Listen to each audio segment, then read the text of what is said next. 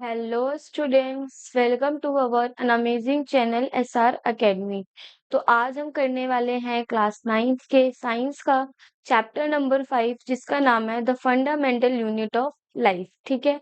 तो आज हम इस चैप्टर के पार्ट 1 के बारे में बात करेंगे, जिसमें हम सबसे पहले चैप्टर के बेसिक्स को समझेंगे। मतलब इस चैप्टर में एक्चुअल में हमें पढ़ना क्या क्या है, किस किस टॉपिक के बारे में हमें डिस्कस करना है, सेल क्या होता है, सेल की डिस्कवरी किसने करी, इन सब के बारे में आज हमें पढ़ना है।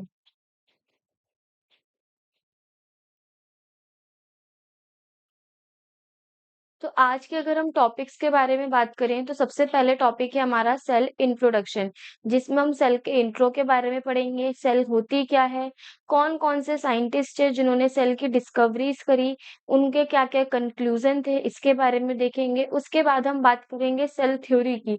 जो ये सेल थ्योरी वाला टॉपिक है, ये हमारे एग्जाम में 2 मार्क्स 3 मार्क्स के क्वेश्चन को कैरी करता है, जिसमें हम सेल थ्योरी को पढ़ेंगे। कौन कौन से साइंटिस्ट थे जिन्होंने सेल थ्योरी दी, उनकी सेल थ्योरी में क्या-क्या, ये बोल सकते हैं कि उन्होंने क्या-क्या चीजें बताई थी, उसके बारे में डिस्कस करना है। उसके बाद हम सेल को उनके साइज, नंबर और शेप के बेसिस पे पढ़ेंगे।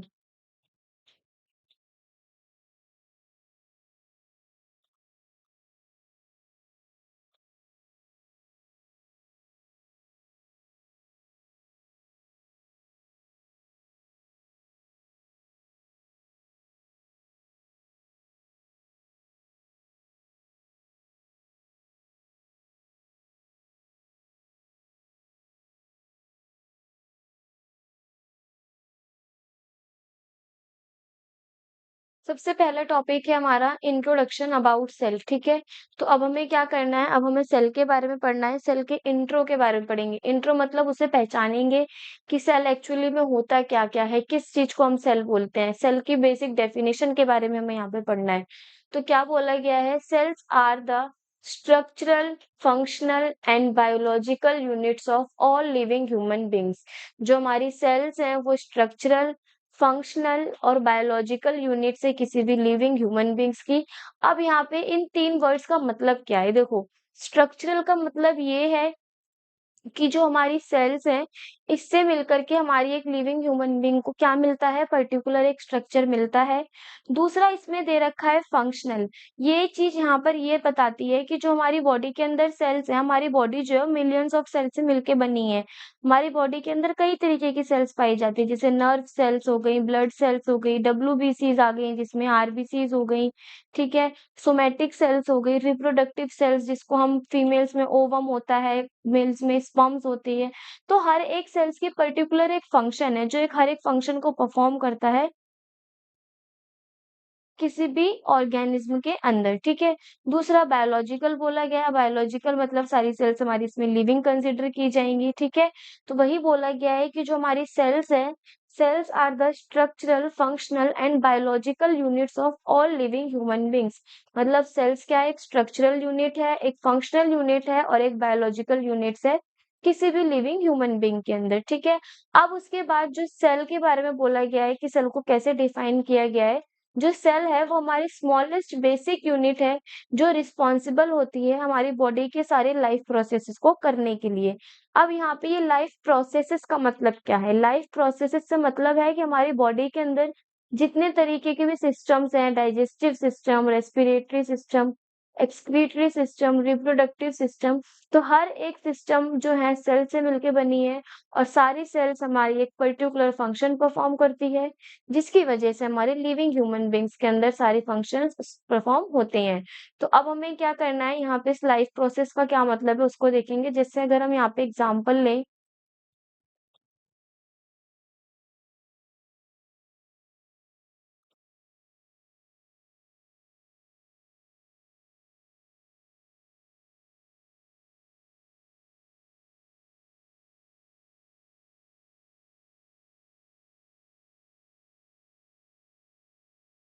जैसे अब अगर यहाँ पे हम एग्जांपल लें लाइफ प्रोसेस का, तो यहाँ पे लाइफ प्रोसेस का मतलब क्या है, यहाँ पे लाइफ प्रोसेस में हमारे डाइजेस्टिव सिस्टम आ गया, रेस्पिरेटरी सिस्टम आ गया,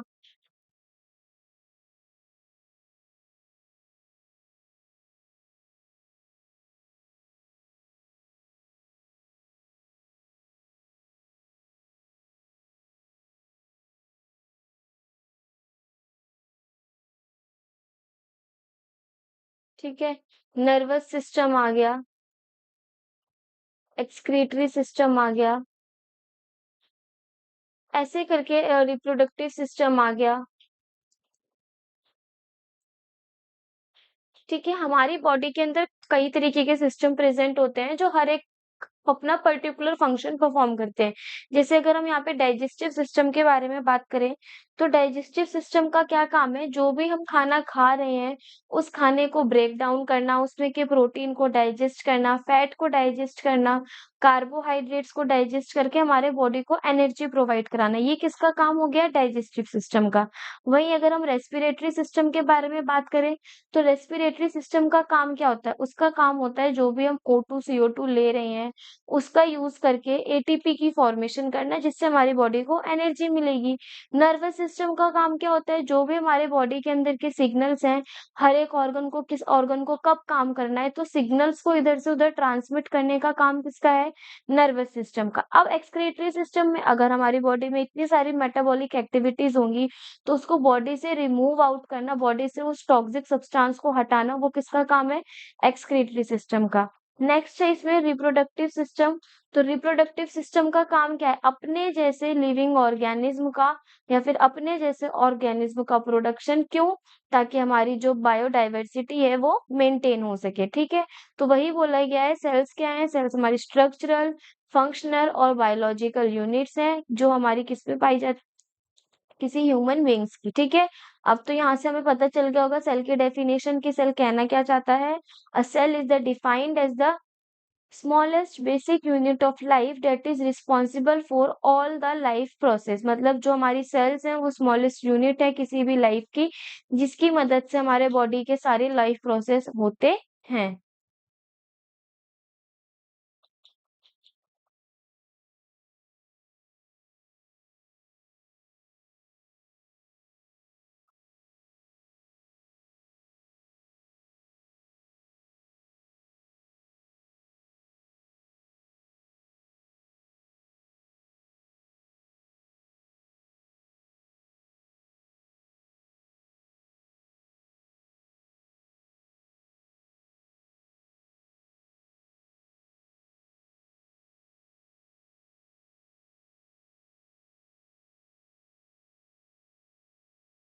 हमारे पास यहाँ पे एक क्वेश्चन आता है, why is the cell called the structural and functional unit of life?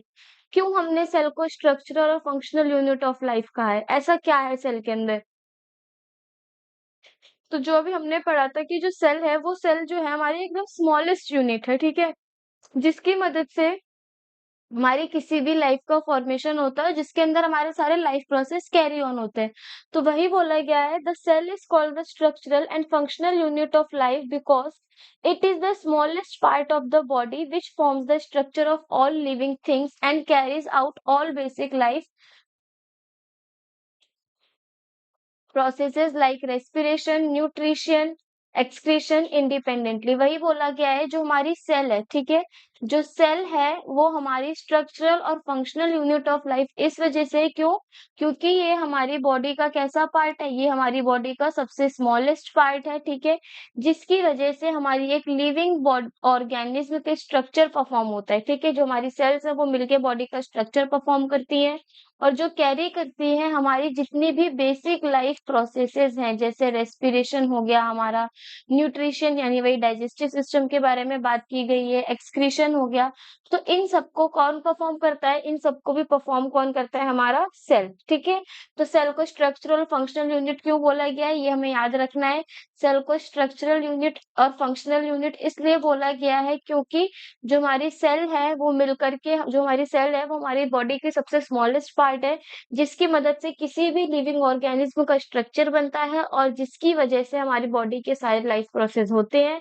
क्योंकि हमारी बॉडी के अंदर जितनी भी सेल्स है वो पर्टिकुलर एक फंक्शन को परफॉर्म करती है, जैसे हमारे लाइफ प्रोसेस में हो गया रेस्पिरेशन, न्यूट्रिशन, एक्सक्रीशन और रिप्रोडक्शन वगैरह जैसी। ठीक है, तो यहाँ पे हमें ये क्वेश्चन जो है ये इंपॉर्टेंट क्वेश्चन है, पेपर में हमसे 1 मार्क्स में आज पूछा जाता है कि क्यों हम सेल को स्ट्रक्चरल और फंक्शनल यूनिट बोलते हैं।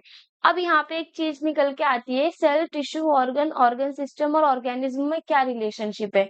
तो यहाँ पे ये देखा गया है कि ये मान लो हमारी एक सिंगल सेल है, तो अगर यही सेल तुम्हारी ग्रुप में प्रेजेंट होगी तो सारे ग्रुप्स की सेल्स के ग्रुप की मदद से एक चीज का फॉर्मेशन होता है, जिसे हम क्या बोलते हैं, जिसे हम बोलते हैं टिश्यू। यानी सेल्स मिलकर ही हमारे किसका फॉर्मेशन करती हैं, टिश्यू का फॉर्मेशन करती हैं। ठीक है, या फिर ये बोल सकते हैं टिश्यू को बोला जाता है ग्रुप ऑफ सेल्स।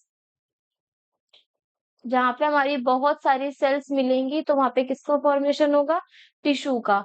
सेम जब तुम्हारे टिश्यू मिलता है तो टिश्यू के मिलने से क्या बनेगा, ऑर्गन्स बनेंगे। वो ऑर्गन्स क्या हो सकते हैं, हमारे बॉडी में काफी तरह के ऑर्गन्स प्रेजेंट हैं, जैसे हो गया हमारा स्टमक, स्टमक का टिश्यू अलग होता है। लिवर हो गया, लंग्स हो गए, ऐसे ही पेनक्रियाज हो गए। तो हमारी बॉडी के अंदर जितने भी ऑर्गन्स हैं वो किसकी मदद से मिलके बने हैं, टिश्यू। अब क्या होगा, यही ऑर्गन्स बहुत सारे मिलके तुम्हारे एक सिस्टम का फॉर्मेशन करते हैं, जिसको हम बोलते हैं ऑर्गन सिस्टम। अब इस ऑर्गन सिस्टम में तुम्हारा डाइजेस्टिव सिस्टम आ जाएगा, ठीक है, जिसमें हो गया तुम्हारा mouth, stomach, liver, small intestine,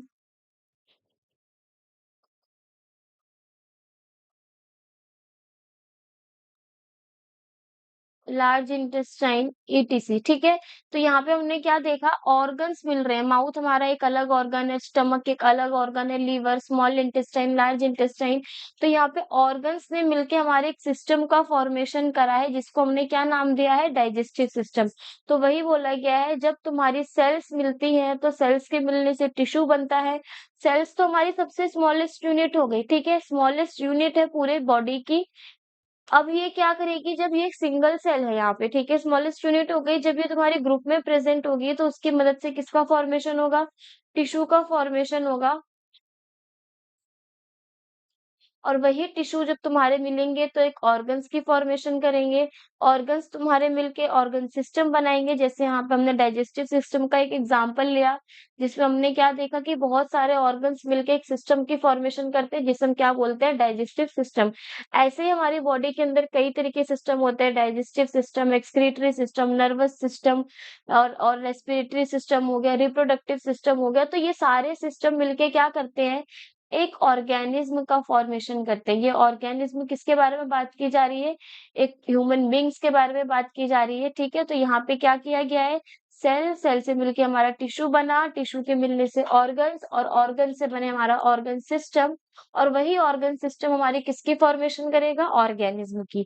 तो ये जो हमने यहाँ पे फ्लो चार्ट बनाया है, ये फ्लो चार्ट हमारे लिए बहुत इंपॉर्टेंट है, क्योंकि हम इससे पता कर सकते हैं कि किससे मिलके क्या बन रहा है। जैसे सेल है, तो इस वाले चैप्टर में हम सेल के बारे में बात करेंगे कि सेल क्या होता है, सेल में क्या-क्या चीजें प्रेजेंट हैं और वो चीजें क्या फंक्शन परफॉर्म करती हैं।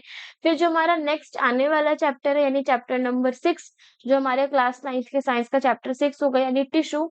उसमें हम टिश्यू के बारे में पढ़ेंगे, जिसमें हम प्लांट टिश्यू को भी पढ़ेंगे और एनिमल टिश्यू को भी पढ़ेंगे।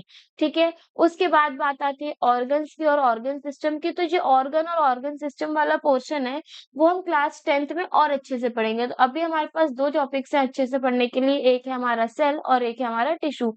तो हमें इस चैप्टर में किस बारे में पढ़ना है, हमें इस चैप्टर के अंदर सेल्स के बारे में पढ़ना है कि सेल्स होती क्या है।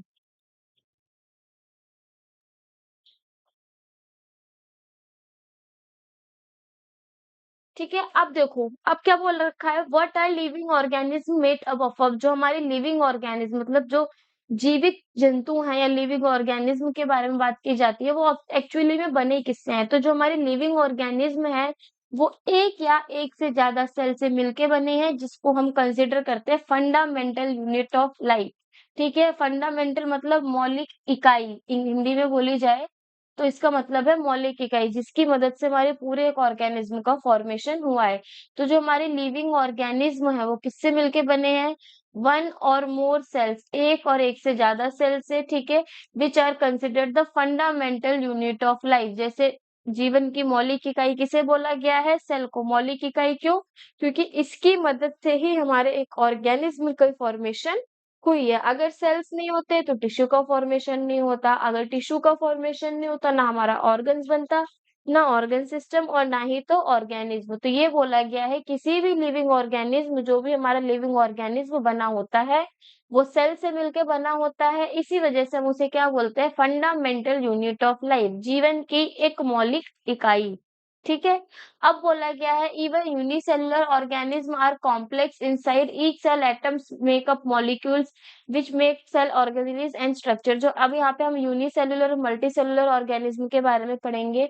और जो हमारे एटम्स है वो किससे मिलके बने हैं? मॉलिक्यूल से मिलके बने हैं। तो वैसे ही जो हमारी बॉडी है वो किससे मिलके बनी है? सेल से मिलके बनी है। ठीक है। जो मल्टी सेल्यूलर ऑर्गेनिज्म है, सिमिलर सेल्स फॉर्म टिश्यूज। ठीक है। एक जैसे सेल्स ग्रुप में आएंगे और ग्रुप में आने की मदद से वो क्या बनाएंगे? टिश्यू। जैसे यहाँ पे अगर हम इसको एक उससे समझे, तो जैसे यहाँ पे माना गया, ये हमारे पास गोल गोल सेल्स है। ठीक है।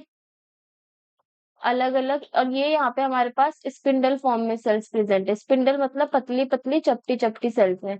तो अब क्या करेंगे? ये जो गोल वाली सेल्स है ये सिमिलर दिख रही है, तो ये एक साथ मिलके हमारे किसका फॉर्मेशन करेंगी? टिश्यू का। सेम यहाँ पे भी जो ये एक जैसी दिख रही सेल्स है वो भी किसका फॉर्मेशन करेंगी?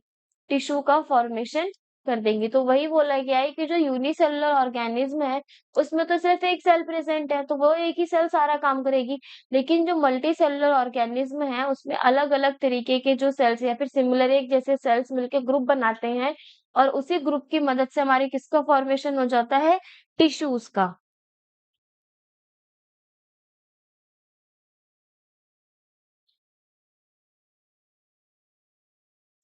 अब बारी आती है इम्पोर्टेंट बायोलॉजिस्ट इन सेल डिस्कवरी। अब सेल की डिस्कवरी किस किस ने करी? ठीक है। कौन कौन है सेल की डिस्कवरी में जिन्होंने सेल्स की डिस्कवरी करी, क्या क्या बोला है उनके बारे में, उसके बारे में देखेंगे। ठीक है।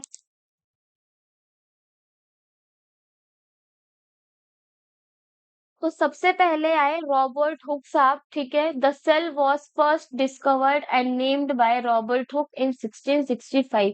ठीक है। तो सेल की सबसे पहले डिस्कवरी किसने करी? कौन थे वो फर्स्ट बायोलॉजिस्ट जिन्होंने डिस्कवरीज करी सेल की?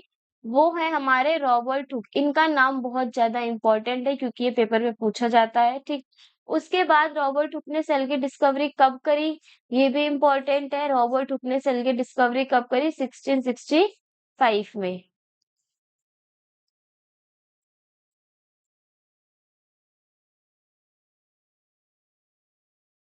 तो वो कौन से बायोलॉजिस्ट हैं जिन्होंने सबसे पहले सेल की डिस्कवरी करी? हमें नाम याद होना चाहिए किसका? रॉबर्ट हुक का। कब करी? 1665 में। अब इन्होंने करा क्या था? ठीक है। अब इसके बारे में भी पढ़ेंगे अभी हम। अगर हम रॉबर्ट हुक की डिस्कवरी के बारे में थोड़ा सा बात करें, तो रॉबर्ट हुक ने करा क्या था? रॉबर्ट हुक ने सेल की डिस्कवरी करी थी। ठीक है। अब वो कौन सी सेल की डिस्कवरी थी, कैसे की थी?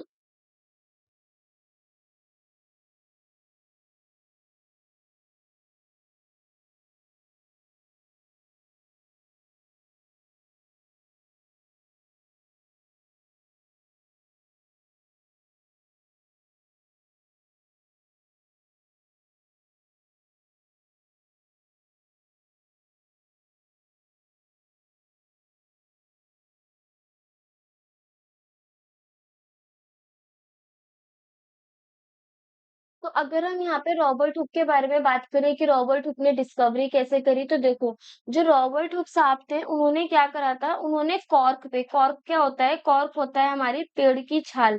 अगर हम पेड़ के आउटर वाले जो सरफेस होता है ब्राउन कलर का, उसको निकालें तो उसको हम क्या बोलेंगे? कॉर्क। तो इन्होंने क्या करा था?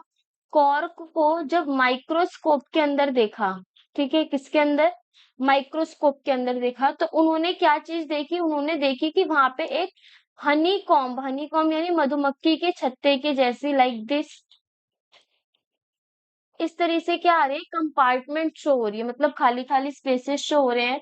तो उन्होंने इस कंपार्टमेंट का नाम क्या दिया? सेल्यूला। सेल्यूला का मतलब क्या होता है? सेल्यूला का मतलब होता है स्मॉल रूम्स।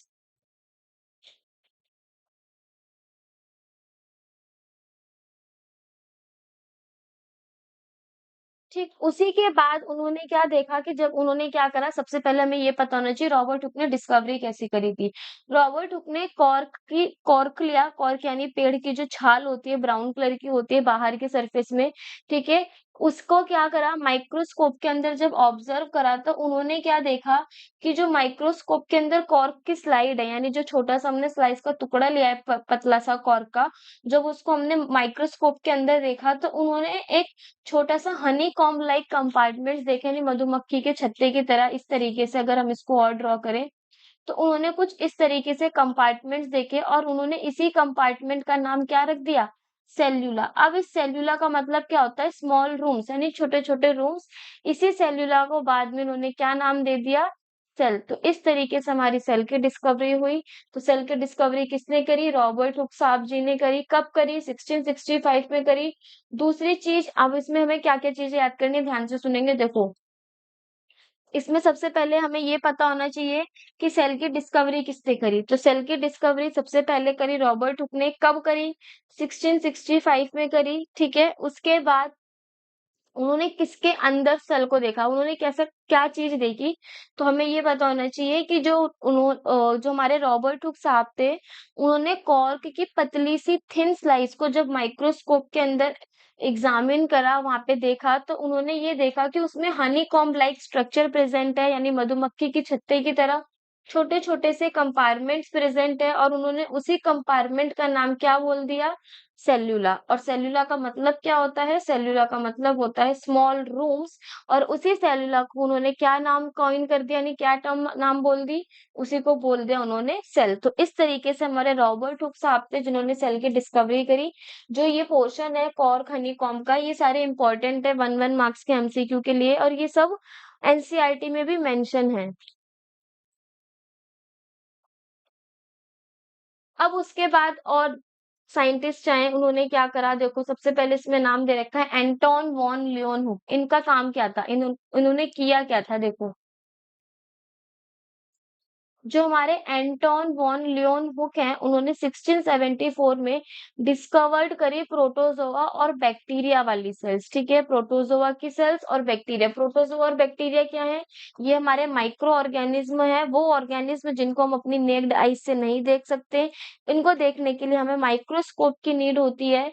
तो वही चीज़ है, यहाँ पे क्या दे रखा है हमारे पास, एंटोन वॉन लियोनहुक है, जिन्होंने 1674 में प्रोटोजोआ और बैक्टीरिया की सेल्स की डिस्कवरी की थी। उसके बाद आए हमारे रॉबर्ट ब्राउन साहब, उन्होंने 1831 में डिस्कवर करी सेल न्यूक्लियस के बारे में। यानी जो न्यूक्लियस है, सेल के अंदर जो हमारा न्यूक्लियस प्रेजेंट होता है, उसकी डिस्कवरी किसने करी? रॉबर्ट ब्राउन ने। कब करी? 1831 में। अब हमें ये जितने भी बायोलॉजिस्ट हैं, इनके नाम पता होने चाहिए, इनकी डिस्कवरीज पता होनी चाहिए कि उन्होंने क्या-क्या डिस्कवर करा है और कब करा है। तो सबसे मोस्ट इम्पोर्टेंट तो इसमें ये हो गए रॉबर्ट हुक साहब, जिन्होंने 1665 में करा। लेकिन उसके बाद भी और डिस्कवरीज चलती आई हैं, तो हमें इन सारी डिस्कवरीज के साइंटिस्ट जो हमारे बायोलॉजिस्ट हैं, उनके नाम पता होना चाहिए, उन्होंने कब डिस्कवरीज करी उनके बारे में, और किस चीज की डिस्कवरी करी, ये भी हमें पता होना चाहिए। फिर उसके बाद आए हमारे 2 साइंटिस्ट और, शील्डन एंड श्वान। शील्डन एंड श्वान ने 1838 टू 1839 में हमारी सेल थ्योरी को प्रपोज करा, जिसको हम आगे पढ़ेंगे कि ये सेल थ्योरी है क्या, ठीक है? तो यहाँ पे हमारे शील्डन एंड श्वान एक हमारे बायोलॉजिस्ट हैं, एक हमारे ज़ूलॉजिस्ट हैं। बायोलॉजिस्ट जो हमारे प्लांट्स वगैरह में ज़्यादा जिन्होंने रिसर्च की होती है, और जो श्वान है वो है हमारे ज़ूलॉजिस्ट। ठीक है? तो जो शील्डन और श्वान है, इन दोनों ने मिलके हमारी कौन-सी थ्योरी दी थी? सेल थ्योरी दी थी। उसके बाद आए 1839 में पुरकिंजी। पुरकिंजी जो हमारे बायोलॉजिस्ट हैं, उन्होंने प्रोटोप्लाज़्म के बारे में डिस्कवर करा। ठीक है? प्रोटोप्लाज़्म क्या होता है, ये भी हम आगे पढ़ेंगे कि प्रोटोप्लाज़्म होता क्या है? किस बारे में बताते हैं प्रोटोप्लाज़्म के अंदर। तो अभी तक हमने कितने बायोलॉजिस्ट के बारे में बात करी? 5। सबसे पहले हमारे रॉबर्ट हुक साहब, जिन्होंने 1665 में सेल की डिस्कवरी करी। ठीक है? अब एक चीज़ और याद रखनी है, वो कौन-सी सेल थी, डेड सेल और लिविंग सेल। तो यहाँ पे हम देख सकते हैं जो इन्होंने सेल की डिस्कवरी की थी, वो थी हमारी डेड सेल, क्योंकि जो पेड़ की छाल होती है, वो होती है हमारी डेड। तो इन्होंने कौन-सी सेल की डिस्कवरी की थी? डेड सेल्स की डिस्कवरी की थी, ठीक है?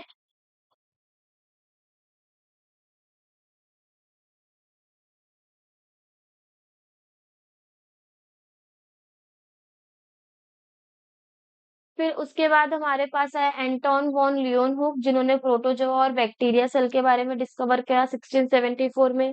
फिर आए रॉबर्ट ब्राउन, जिन्होंने न्यूक्लियस की डिस्कवरी करी 1831 में। देन शील्डन एंड श्वान, जिन्होंने सेल थ्योरी को बताया। ठीक है, उसके बाद पुरकिंजी आए, जिन्होंने प्रोटोप्लाज्म की डिस्कवरी की। तो यहाँ तक तो हमारे सारे बायोलॉजिस्ट थे जिन्होंने अभी तक की डिस्कवरीज की। तो अब हम पढ़ेंगे सेल थ्योरी को, जो यहाँ पे हमें शील्डन और श्वान के दो बायोलॉजिस्ट जूलॉजिस्ट के नाम दिए थे। ठीक है, तो अब उन्होंने जो सेल थ्योरी दी थी उसके बारे में पढ़ेंगे। तो जो हमारी सेल थ्योरी है वो कहती क्या है, थ्योरी का मतलब क्या होता है, पर्टिकुलर स्टेटमेंट जो दे दी जाती है। तो यहाँ पे भी हमारे पास एक आई, जो हमारी सेल थ्योरी है वो क्या कहती है, वो ये कहती है कि जितने भी हमारे प्लांट्स हैं, यानी all plants and animals are made up of या फिर आर कंपोज्ड ऑफ सेल्स, वो किससे मिलके बने हैं, सेल से। ये किसने कहा, सेल थ्योरी की हमारी स्टेटमेंट हो गई। दूसरा उन्होंने कहा कि जो सेल है वो स्ट्रक्चरल एंड फंक्शनल यूनिट है लाइफ की। ये भी हमारी सेल थ्योरी का हो गया पार्ट। उसके बाद ये इस एक्सप्लेन किसने करा, तो शील्डन जी ने 1838 में एंड श्वान ने 1839 में। तो ये हमें याद रखना है कि सेल थ्योरी में क्या क्या बोला गया था। तो सेल थ्योरी में दो स्टेटमेंट बोली गई थी कि जो भी हमारे प्लांट्स और एनिमल्स हैं वो सेल से मिलके बने हैं, और जो सेल है वो हमारी बेसिक स्ट्रक्चरल और फंक्शनल यूनिट है लाइफ की। और ये जो हमारी सेल थ्योरी है ये किसने एक्सप्लेन करी, शील्डन और श्वान ने। अब उसके बाद क्या हुआ, इस सेल थ्योरी को और एक्सपेंड किया गया। तो उसमें एक हमारे नए बायोलॉजिस्ट आए जिनका नाम क्या है, वर्च्यू। वैसे तो इनका फुल नेम है रुडोल्फ वर्च्यू, जो 1855 में,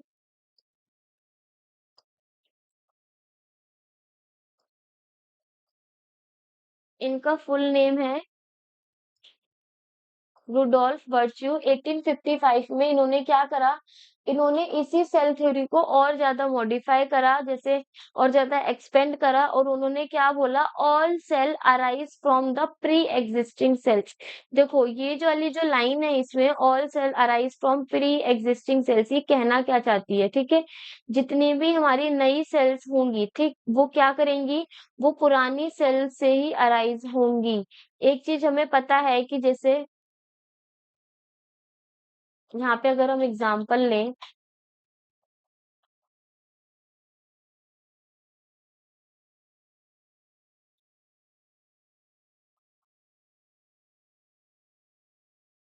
फॉर एग्जाम्पल यहाँ पे हमने लिया ब्रेड का, ये हो गया हमारा एक ब्रेड का पीस। ठीक है, अगर मैं इस ब्रेड को 4 पीसेज में डिवाइड कर दूं, तो एक पीस हमारी ये हो जाएगी, दूसरा ब्रेड, तीसरा ब्रेड और ये चौथा ब्रेड। यहाँ पे भी वो हमारा ब्रेड है, अगर हम उस ब्रेड की पीसेस कर देंगे तो भी वो हमारा ब्रेड ही कहलाएगा। तो यहाँ पे हमने देखा जो भी हमारी न्यू ब्रेड आई है, यानी नई जो ब्रेड आई है, न्यू ब्रेड जो है, वो अपनी प्री एग्जिस्टिंग ब्रेड से, मतलब जो पहले से एग्जिस्ट कर रही थी ब्रेड, उसकी मदद से आई है।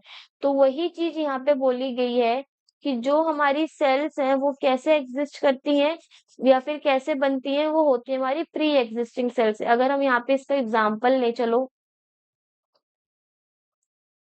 फॉर एग्जाम्पल यहाँ पे हमारी एक सेल है, जब ये सेल डिवाइड करेगी, ठीक है, तो ये अपने जैसी दो सेल्स को बनाएगी सेम। जब ये वाली सेल हमारी डिवाइड करेगी, तो ये अपनी जैसी दो सेल्स की फॉर्मेशन करेगी, और ये वाली भी अपने जैसी दो सेल्स की फॉर्मेशन करेगी।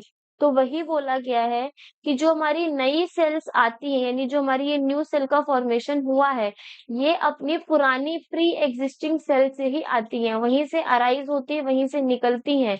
तो वही चीज है कि जो भी हमारी ये ऑल सेल्स है, नई सेल्स आएंगी, वो कहाँ से अराइज होंगी, अपनी पुरानी एग्जिस्टिंग सेल से। तो ये स्टेटमेंट किसकी थी, ये स्टेटमेंट थी हमारी रुडोल्फ वर्च्यू की, जिन्होंने 1855 में सेल थ्योरी को आगे एक्सपेंड करते हुए समझाया कि जितनी भी हमारी सेल्स हैं वो अपनी प्री एग्जिस्टिंग सेल से ही अराइज होंगी।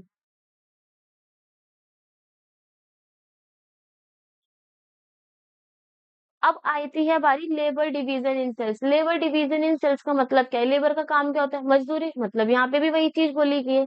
सेल्स का काम क्या है? वो कहाँ कहाँ अलग अलग फंक्शन परफॉर्म करते हैं। देखो अगर यहाँ पे हम डायग्राम को देखें तो डायग्राम में दे रखा है एक जाइगोट यानी फर्स्ट सेल। अब यही जाइगोट यानी जो हमारा एक बेबी का फॉर्मेशन होता है वो जाइगोट की मदद से होता है। पहले जाइगोट, फिर वो पर्टिकुलर एक ऑर्गेनिज्म में डेवलप होता है। तो वही बोला गया है कि जो हमारी जाइगोट है वो कौन-कौन सी सेल्स में डिवाइड होती हैं आगे? नर्व सेल में, रेड ब्लड सेल्स में, मसल सेल्स में, स्पर्म सेल्स में और बोन सेल्स में, ठीक है? नर्व सेल क्या करेगी? नर्व सेल हमारी बॉडी के जितने भी सिग्नल्स है उसको पास आउट करेगी। रेड ब्लड सेल्स हमारे ब्लड की फॉर्मेशन के लिए हो गया। मसल सेल्स मसल्स के अंदर प्रेजेंट होगी। स्पर्म सेल्स जो होंगी उसका काम क्या होगा? वो रिप्रोडक्शन के लिए हेल्प करेंगी। और वहीं बोन सेल्स के बारे में बात करें तो वो हमारी बोन्स में प्रेजेंट होगी। तो यहाँ पे हमने क्या देखा कि हर एक सेल का अपना अपना एक काम है, उनका अपना अपना एक लेबर है, यानी उनकी सबकी एक एक मजदूरी है जो अपने काम को करते हैं। तो multi cellular organism also show division of labour. जो हमारे मल्टी सेलुलर ऑर्गेनिज्म है, मल्टी सेलुलर और यूनिसेलुलर में अभी हम आगे और अच्छे से एक्सप्लेन करेंगे कि दोनों में क्या डिफरेंस होता है। ठीक है, जो हमारे मल्टी सेलुलर नाम से वैसे पता चल रहा है, मल्टी सेलुलर मतलब जिसके पास बहुत सारी सेल्स है। तो ऐसे के ऑर्गेनिज्म हमारे डिवीजन ऑफ लेबर को शो करते हैं। रीजन क्या है? बहुत सारी सेल्स हैं, अलग अलग तरह की सेल्स है, हर एक सेल अपने अपने काम को परफॉर्म करेगी। देखो उसमें बोला भी गया है which means that different parts of human body do different function. अलग अलग ह्यूमन बॉडी के पार्ट्स अलग अलग फंक्शन को परफॉर्म करेंगे। जो ह्यूमन बॉडी है जिसमें हार्ट का काम क्या हो गया? ब्लड को पंप करना। स्टमक का काम क्या हो गया? फूड को डाइजेस्ट करना एंड सो ऑन। ठीक है, अब बोला गया है division of labour is also seen with a single cell. हम उसे सिंगल सेल में भी देख सकते हैं। देखो each cell has a specific component called cell organelles. हर एक सेल के पास उनका एक कुछ कंपोनेंट होता है जिसको हम बोलते हैं सेल ऑर्गेनेलीज। और हर एक सेल ऑर्गेनेली क्या करती है? एक पर्टिकुलर स्पेसिफिक फंक्शन परफॉर्म करती है, जैसे डाइजेशन हो गया, एक्सक्रीशन हो गया, ये सब चीजें।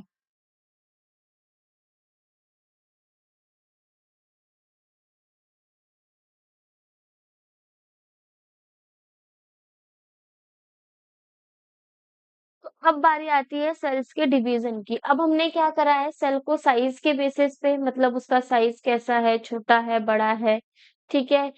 उसके बाद हमने सेल की शेप के बेसिस पे, शेप यानी वो स्पिंडल फॉर्म में है या फिर जो है वो राउंड फॉर्म में है या फिर वो क्यूबॉइडल फॉर्म में है। तो यहाँ पे हमने क्या करा है? सेल को पहले साइज के बेसिस पे डिवाइड करा है, फिर उसको शेप के बेसिस पर डिवाइड करा है।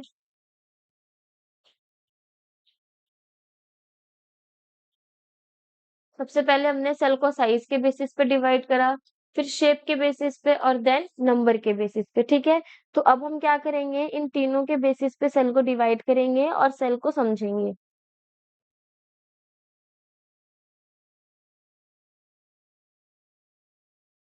अब बात आती है सेल की साइज के बेसिस पे, ठीक है, कि जो हमारा सेल है उनके साइज के बेसिस पे अगर हम बात करें तो जो हमारी सेल हैगी सबसे छोटी सेल, सबसे स्मॉलेस्ट सेल, वो कौन सी है? माइकोप्लाज्मा बैक्टीरिया, जिसको हम पीपीएलओ भी बोलते हैं।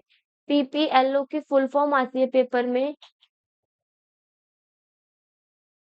प्लूरो निमोनिया लाइक ऑर्गेनिज्म, ठीक है। तो जो हमारे अगर हम सेल को साइज के बेसिस पे देखें तो जो हमारी सबसे छोटी सेल है उसका नाम क्या है? माइकोप्लाज्मा बैक्टीरिया, ठीक है, जिसको हम दूसरे नाम से भी बुलाते हैं, वो क्या है? पीपीएलओ। और पीपीएलओ की फुल फॉर्म क्या है? प्लूरो निमोनिया लाइक ऑर्गेनिज्म, ठीक।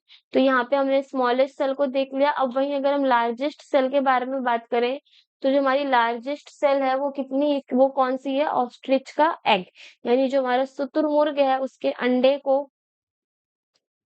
हम क्या बोलते हैं? वो होता है हमारी लार्जेस्ट सेल।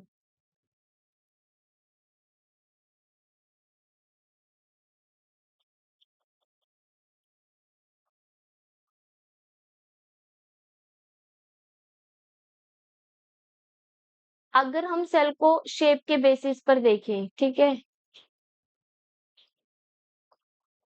अगर हम सेल को शेप के बेसिस पर देखें तो ये हो गई हमारी डब्ल्यूबीसीज यानी व्हाइट ब्लड सेल्स, जिसकी शेप हमारी अलग हैगी।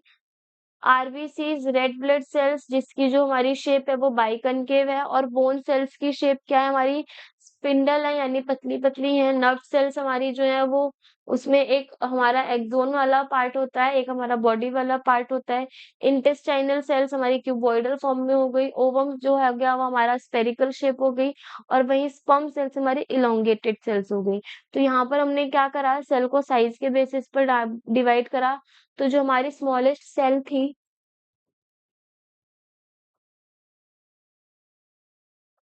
वो थी हमारी माइकोप्लाज्मा बैक्टीरिया, जिसका दूसरा नाम क्या था, पीपीएलओ यानी प्लूरो न्यूमोनिया लाइक ऑर्गेनिज्म। और जो हमारी लार्जेस्ट सेल थी वो थी हमारी ऑस्ट्रिच, ठीक है। उसके बाद हमने जो ये सेल्स हैं उनको शेप के बेसिस पे जब डिवाइड करा, तो जो हमारी शेप है सबसे पहले डब्ल्यूबीसी की अलग शेप है, आरबीसी की बाइकनकेव है। उसके साथ साथ जो हमारी बोन सेल्स हैं उनकी जो है वो स्पाइरल स्पिंडल शेप में हैगी, ठीक है। जो हमारी नर्व सेल्स है उसमें एक हमारा एक्सोन वाला पार्ट है, एक हमारा बॉडी वाला पार्ट है। उसके बाद हमने इंटेस्टाइनल सेल्स के बारे में बात की, जो हमारी क्यूबॉइडल शेप की है। ओवम हमारा स्फेरिकल शेप है और जो हमारा स्पर्म सेल है वो हमारी इलोंगेटेड सेल्स है, ठीक है। तो यहाँ पे हमने अपने सेल को शेप के बेसिस पर भी डिवाइड कर दिया,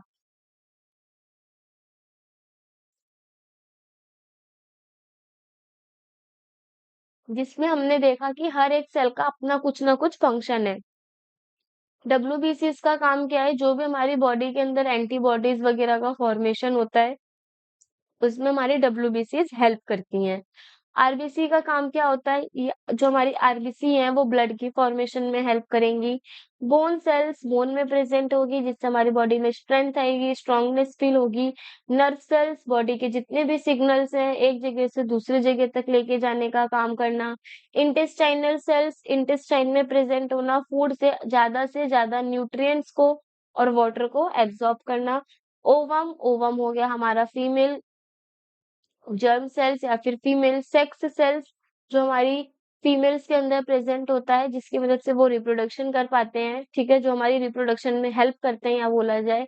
स्पर्म सेल मेल्स में प्रेजेंट होते हैं, जब हमारे स्पर्म और ओवम जो हमारे स्पर्म और ओवम है उसमें फर्टिलाइजेशन होता है तो हमारे एक न्यू ऑर्गेनिज्म का फॉर्मेशन होता है। तो यहाँ पे हमने देखा हर एक सेल का पर्टिकुलर कुछ ना कुछ फंक्शन है, जो हर एक अपने अपने फंक्शन को परफॉर्म कर रहा है लाइफ प्रोसेस के अंदर, जिससे हमारे लिविंग ऑर्गेनिज्म की जो स्टेबिलिटी है वो मेंटेन है।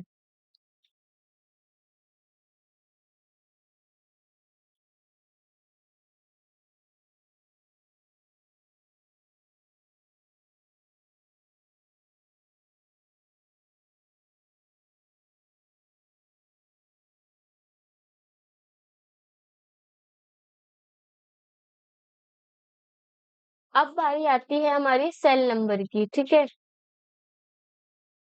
डिफरेंट सेल नंबर, अब सेल नंबर के बेसिस पे हमने क्या कर रखा है, सेल को डिवाइड कर रखा है। अगर हमारे ऑर्गेनिज्म के अंदर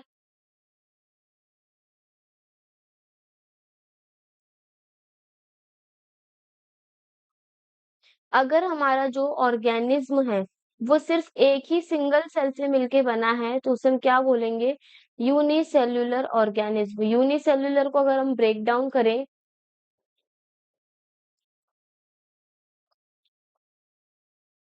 ठीक है, देखो,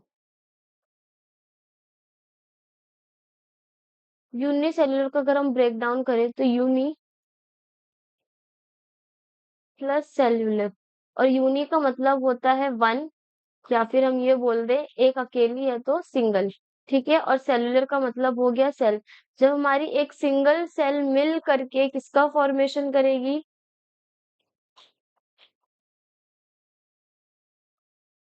एक ऑर्गेनिज्म का, तो ऐसे ऑर्गेनिज्म को क्या बोलेंगे हम, यूनिसेल्युलर ऑर्गेनिज्म, ठीक है। अब इसमें होता क्या है, देखो यहाँ पे हमारे पास दो डायग्राम दे रखे हैं, एक पैरामीशियम का और एक दे रखा है हमें यहाँ पे अमीबा का। अब इन दोनों डायग्राम में हमें देखो जो एमसीक्यू में आता है, अगर हम इसमें इम्पोर्टेंट पॉइंट बताएँ, तो जो पैरामीशियम है अगर उसको हम ध्यान से देखेंगे, तो उसमें जो है वो हमारे ब्लैक कलर के छोटे-छोटे से स्पाइरल्स शो हो रहे हैं, ठीक है? ये देखो, ये जो हैं ये हमारे छोटे-छोटे से हेयर लाइक स्ट्रक्चर प्रेज़ेंट है। इसको हम क्या बोलते हैं? इसको हम बोलते हैं सीलिया। इस सीलिया का काम क्या होता है? ये हमारा लोकोमोशन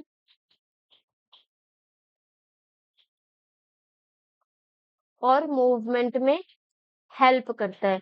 लोकोमोशन का काम क्या होता है? लोकोमोशन का मतलब एक जगह से दूसरी जगह तक जाने में, और बॉडी के अंदर जितनी भी मूवमेंट है वो किसकी मदद से होंगी? सीलिया की मदद से। वहीं अगर हम देखें ये जो अमीबा है, अमीबा का कोई पर्टिकुलर स्ट्रक्चर तो होता नहीं है, तो जो ये अमीबा के लास्ट में ग्रूव्स प्रेज़ेंट होते हैं, इसको हम क्या बोलते हैं? इसको हम बोलते हैं फॉल फीट, जिसे हम बोलते हैं झूठे पैर, या फिर बोल सकते हैं सूडो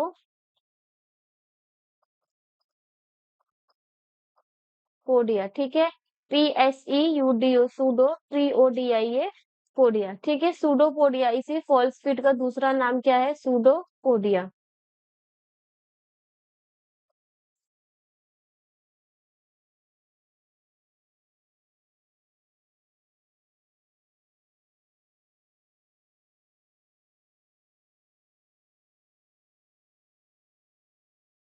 अब जैसे यहाँ पे हमारे पास मिलियंस ऑफ सीलिया प्रेजेंट है पैरामीशियम के अंदर, किसके लिए? लोकोमोशन और मूवमेंट के लिए। सेम ऐसे ही अमीबा में हमारे पास क्या प्रेजेंट है? सूडोपोडिया या फिर फॉल्स फीट, जिसका काम क्या है? लोकोमोशन और मूवमेंट का। मतलब बॉडी के अंदर जो हमारी मूवमेंट होगी ऑर्गेनिज्म में, यानी अमीबा के अंदर, वो किसकी मदद से होगी? सूडोपोडिया की मदद से। और सूडोपोडिया का ही दूसरा नाम क्या है? False feet.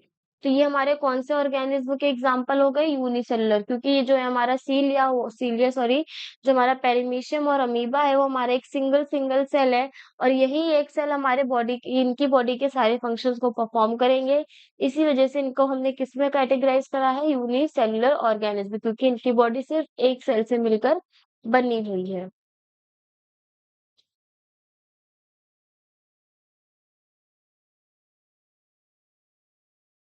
नेक्स्ट आता है सेल नंबर के अकॉर्डिंग मल्टी सेलुलर। मल्टी मतलब जिसमें एक से ज्यादा सेल्स प्रेजेंट हो। तो वही बोला गया है, जब अगर हमारा ऑर्गेनिज्म बहुत सारी सेल्स से मिलकर बना होगा तो उसे हम क्या बोलेंगे? उन ऑर्गेनिज्म को हम बोलेंगे मल्टी सेल्यूलर ऑर्गेनिज्म, ठीक है? मल्टी सेलुलर क्यों? क्योंकि उनकी जो बॉडी है वो बहुत सारी सेल्स से मिलकर बनी है, इस वजह से उसका नाम क्या रखा गया है? Multi cellular organism. अब यहाँ पे हमारे देखो एग्जाम्पल दे रखे हैं, जिससे हमारे पास हो गया फ्रॉग, पिजन, फिश। तो ये सारे हमारे किसके एग्जांपल्स हैं? Multi cellular organism. क्यों? क्योंकि इनकी जो बॉडी है वो अलग अलग सेल से मिलकर बनी है, जो उनकी बॉडी की जितनी भी लाइफ प्रोसेस है, एक्सक्रीशन, रेस्पिरेशन, डाइजेशन, उन सारे प्रोसेस को वो कर सके।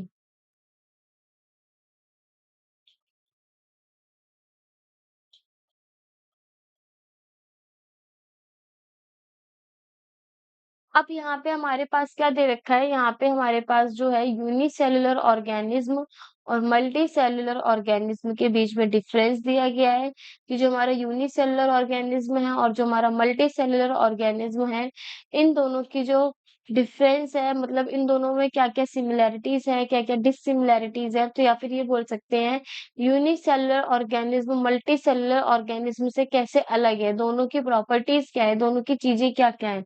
ठीक है, तो अगर हम सेल नंबर के अकॉर्डिंग देखें, तो यूनिसेल्युलर जो होता है, यूनि का मतलब एक और सेल्युलर मतलब सेल, यानी जो हमारे यूनिसेल्युलर होते हैं, वो हमारी सिंगल एक ही तरह की सिंपल सेल से मिलकर बने होते हैं।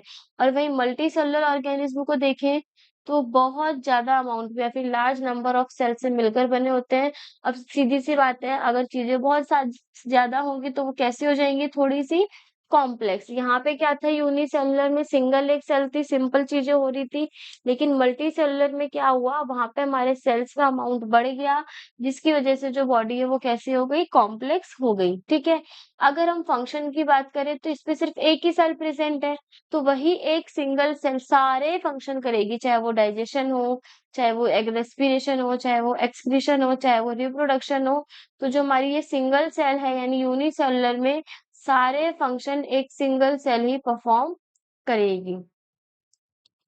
फिर बोला गया है मल्टी सेलुलर ऑर्गेनिज्म में, तो मल्टी सेलुलर ऑर्गेनिज्म में क्या बोला गया है देखो, अलग-अलग तरीके की सेल है और वो अपना पर्टिकुलर एक फंक्शन परफॉर्म करेंगी। जैसे आरबीसी का काम क्या था? ब्लड की फॉर्मेशन में हेल्प करना। नर्व सेल का काम क्या था? जो भी हमारी बॉडी का डाटा है वो एक जगह से दूसरी जगह तक लेके जाना।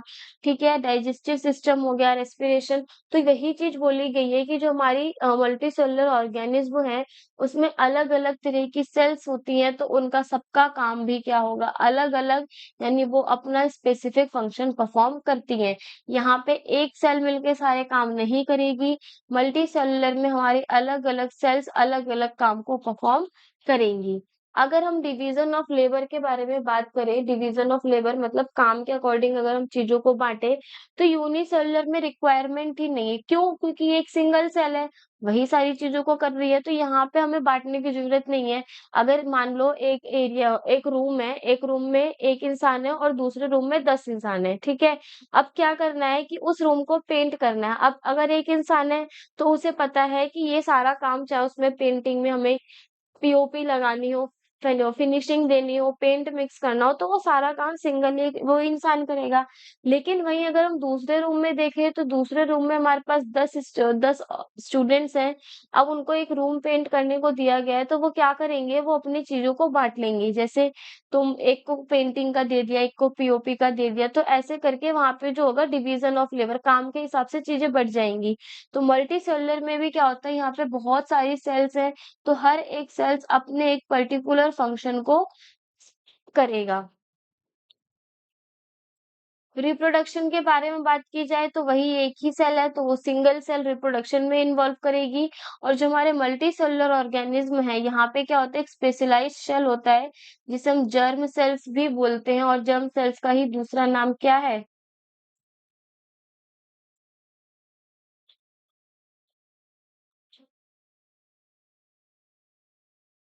इसी जर्म सेल का दूसरा नाम है हमारा सेक्स सेल्स, ठीक है? अब ये क्या करते हैं, ये जो जर्म सेल्स हो गई या फिर ये जो हमारी सेक्स सेल्स हो गई, इनका काम होता है कि ये रिप्रोडक्शन में पार्टिसिपेट करें, ठीक है? और रिप्रोडक्शन में पार्टिसिपेट करने से क्या होगा, हमा एक न्यू ऑर्गेनिज्म का प्रोडक्शन। अब ये देखो यहाँ पे जर्म सेल्स के बारे में दे रखा है, तो जो जर्म सेल्स होती हैं, वो हमें पता है कि जो हमारी फीमेल होगी, उसमें कौन-सी रहती है, ओवम। और जो हमारे मेल्स होते हैं, उसमें क्या होता है हमारा स्पर्म, ठीक है? तो वही चीज़ है रिप्रोडक्शन में, यहाँ पे हमारे ओवम और स्पर्म एक अलग सेल्स है, जर्म सेल्स है, जिसका दूसरा नाम क्या है, सेक्स सेल्स। ये मिलके हमारे एक नए ऑर्गेनिज्म का फॉर्मेशन करेंगी।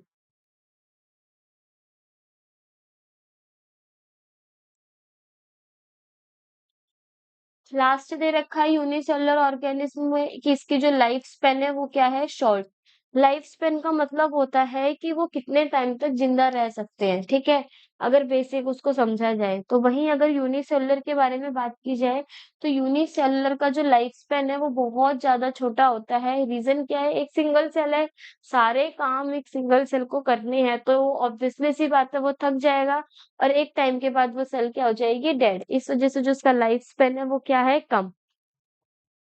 वहीं अगर हम मल्टी सेलुलर ऑर्गेनिज्म के बारे में बात करें, तो जो हमारे मल्टी सेलुलर ऑर्गेनिज्म है, उसमें different types of cells present है। जो अलग अलग सेल्स हैं वो अलग अलग फंक्शन परफॉर्म कर रही है, तो हर एक सेल पे एक पर्टिकुलर फंक्शन परफॉर्म करने की कैपेबिलिटी है। तो किसी एक सिंगल सेल पर ज्यादा बर्डन नहीं आता, इस वजह से जो हमारे मल्टी सेलुलर ऑर्गेनिज्म है, उनकी जो सेल का लाइफ स्पेन है वो बहुत ज्यादा कैसा रहता है, लंबा रहता है। अगर ये अभी भी नहीं समझ में आया, तो इसको अगर हम एक एग्जांपल से समझाएं, देखो, एक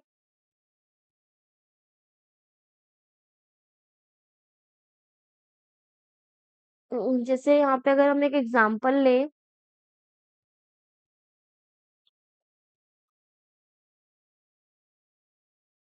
ठीक है, तो एग्जांपल में जैसे हमारे पास मान लो एक रूम है, एक रूम के अंदर जो है हमारे पास एक स्टूडेंट है, उसी एक स्टूडेंट को हमने क्या कहा है, उस रूम को पेंट करने के लिए कहा है, ठीक है? और दूसरा एक हमारे पास दूसरा एक हमारे पास रूम है जिसमें हमारे पास बहुत सारे स्टूडेंट्स हैं। तो अब काम क्या होगा कि अगर हम उसी एक सिंगल पर्सन से काफ़ी सारे काम को कराएँ या काफ़ी सारे एरियाज़ में पेंट कराएँ, तो उसके लिए वो पेंट करना मुश्किल हो जाएगा। क्यों? क्योंकि उसकी बॉडी थक जाएगी, यानी उसका जो लाइफ स्पैन है वो कैसा है? कम है। और वहीं अगर हम बहुत सारे सेल्स के बारे में देखें, यानी बहुत सारे स्टूडेंट्स मिलके बहुत ज़्यादा लंबे टाइम तक काम को परफ़ॉर्म कर सकते हैं। क्यों? क्योंकि यहाँ पे हम क्या कर देंगे, डिवीज़न ऑफ लेबर, यानी अपने काम को हर एक स्टूडेंट को अलग-अलग देंगे, जिसकी मदद से जो काम है वो जल्दी हो सके और जो हमारी मल्टी सेलुलर ऑर्गेनिज़्म की जो लाइफ स्पैन है वो किसकी वजह से कैसी रहती है? लॉन्ग, यानी लंबे टाइम तक रहती है।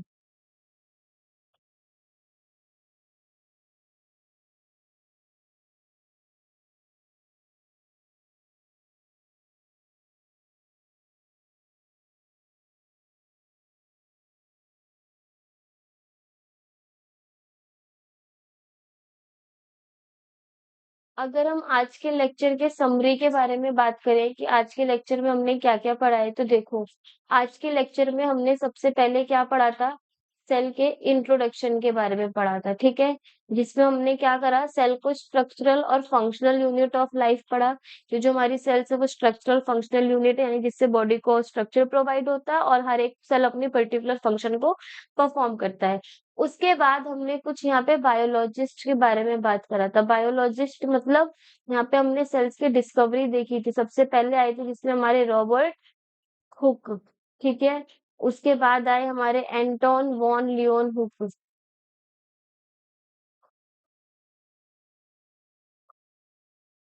ठीक ऐसे ही आए हमारे इसमें रॉबर्ट ब्राउन, जिन्होंने किसकी डिस्कवरी करी थी? न्यूक्लियस की डिस्कवरी करी थी। उसके बाद हमने इसमें पढ़ा शील्डन एंड श्वान के बारे में, जिन्होंने हमें क्या दिया था? सेल थ्योरी दी थी। उसी के साथ-साथ हमने यहाँ पे एक और के बारे में बात किया था, वो क्या थे? पुरकिंजी। उसके बाद हमने क्या देखा? उसके बाद हमने सेल थ्योरी पढ़ी थी, जिसमें हमने किसके बारे में पढ़ा? कि सेल थ्योरी होती क्या है, किन्होंने दी? तो शील्डन एंड श्वान, ये हमारे 2 बायोलॉजिस्ट थे जिन्होंने सेल थ्योरी दी थी, जिसमें उन्होंने हमें 2 स्टेटमेंट बताया कि जो हमारे प्लांट्स और एनिमल्स हैं, वो किससे मिलके बने हैं? सेल से। और दूसरी स्टेटमेंट उन्होंने ये बोली थी कि जो हमारी सेल्स है वो स्ट्रक्चरल और फंक्शनल यूनिट है लाइफ की, यानी सबसे स्मॉलेस्ट यूनिट है किसी भी एक ऑर्गेनिज्म के अंदर। ठीक है, उसके बाद जो हमारे एक नए बायोलॉजिस्ट आए जिनका नाम क्या आया? Rudolf Virchow. ठीक है, 1855 में उन्होंने क्या करा? उन्होंने इसी जो सेल थ्योरी है इसको और एक्सपेंड करा और उन्होंने एक लाइन बोली जो हमें एज इट इज याद रहनी है, वो क्या है? All cells are arise from pre existing cells. जो भी अब हमारी नई सेल्स बनती हैं वो पुरानी वाली सेल से ही मिलकर बनी होती है, यानी पुरानी वाली सेल्स की मदद से ही हमारी एक नई सेल का फॉर्मेशन होता है। तो जितनी भी सेल्स होंगी, all cells are arise from their pre existing cells, मतलब जो पुरानी एग्जिस्ट कर रही सेल्स होंगी उनकी मदद से ही हमारी एक नई सेल का फॉर्मेशन होगा। उसके बाद हमने क्या करा? उसके बाद हमने सेल को डिवाइड करा on the basis of number, on the basis of shape and on the basis of number, shape, और उसके बाद हमने उसको किसके बेसिस पर डिवाइड करा? साइज, जिसमें हमने साइज में पीपीएलओ के बारे में पढ़ा और ऑस्ट्रिच एग के बारे में पढ़ा। इसमें हमने शेप में काफी सारे देखी थी, RBC, WBC, sperm and ovum, ठीक है। और नंबर के अकॉर्डिंग हमने क्या करा? नंबर के अकॉर्डिंग हमने यूनिसेल्युलर और मल्टी सेल्युलर में इसको डिवाइड करा और दोनों के बीच में डिफरेंस को समझा।